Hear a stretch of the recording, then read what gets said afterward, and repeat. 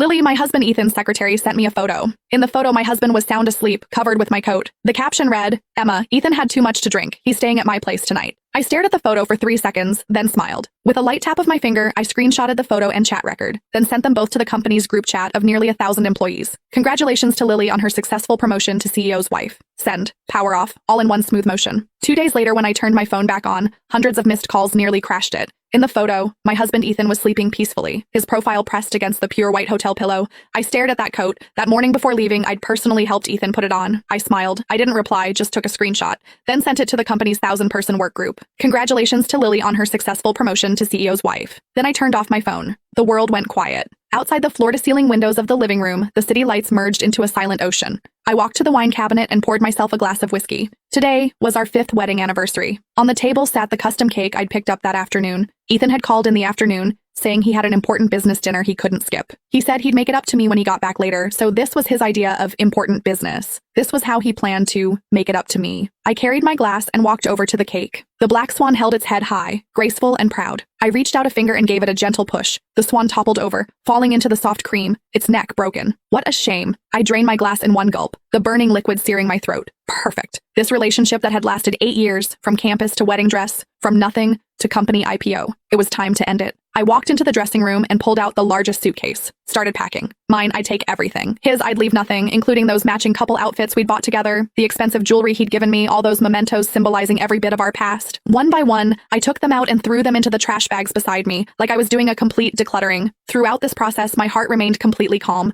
No tears, no angry screaming, like a surgeon performing an incredibly composed operation on herself, cutting away the necrotic tissue. Though it would hurt, it had to be done. 2 hours later, the suitcase was full. 3 large trash bags were piled beside it. The 24-hour moving company I'd booked arrived promptly at 3 a.m. The workers silently and efficiently loaded my things onto the truck. I took one last look at this home I'd personally decorated. On the wall hung our wedding photo. In it, I was smiling blissfully. In it, Ethan's eyes were so tender they could drip water. I walked over and took the photo down. Then, I let go. Crash. The glass frame shattered across the floor. I said to the movers, "Let's go." The vehicle pulled out of the complex and merged into the city traffic. I didn't look back. My new place was an apartment I'd bought several months ago, keeping it empty all this time. I'd told myself a woman always needs to leave herself an exit. Now it seemed that decision was incredibly correct. By the time I'd settled my luggage, dawn was breaking. I took a hot shower, changed into clean pajamas, and lay down on the unfamiliar bed, not the slightest bit sleepy. My mind began replaying the entire incident. Lily, Ethan's secretary, hired a year and a half ago. Young, beautiful, elite university graduate, outstanding abilities. That was how everyone in the company described her. When I'd come to the office to bring Ethan lunch, she'd eagerly approach me, sweetly calling me Emma. She'd thoughtfully remember my preferences, brewing my favorite tea before I arrived. She'd subtly display her work chemistry with Ethan in front of me.